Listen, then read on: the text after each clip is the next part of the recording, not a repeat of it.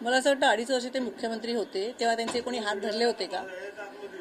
Covid काही महिन्यांनी चालू झाला. तुम्हाला जर असं होतं की तुम्हाला सरकारला करायचं होतं धारावीची डेव्हलपमेंट, तर तुम्ही तेव्हा डिसिजन घेऊ शकत होता. तुम्ही घ्यायला पाहिजे होतं ना. कोणी तुम्हाला थांबवलं होतं? कुठचेही चांगले डिसिजन घ्यायला तुम्हाला कोणी थांबवलं होतं?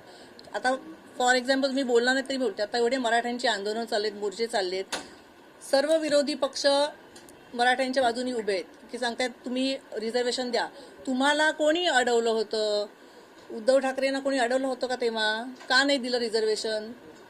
कोविड नंतर चालू झाला. ते सगळ्याला आता कोविडचं कारण देत आहेत की कोविडमुळे आम्ही काही करू शकलो नाही. कोविड नंतर चालू झाला. मराठ्यांचं रिझर्वेशनचं आंदोलन वर्षोनवर्ष चालू आहे. तुम्हाला त्यांना रिझर्वेशन द्यायचं होतं, आता सगळे ओरडताय, तेव्हा का नाही दिलं? कोणी थांबवलं तुम्हाला? तुम्ही पास करायचं ना विधानसभेत. तुम्ही पण शिवसेना, एनसीपी, काँग्रेस मेजॉरिटीमध्ये सत्तेत बसलेला होता.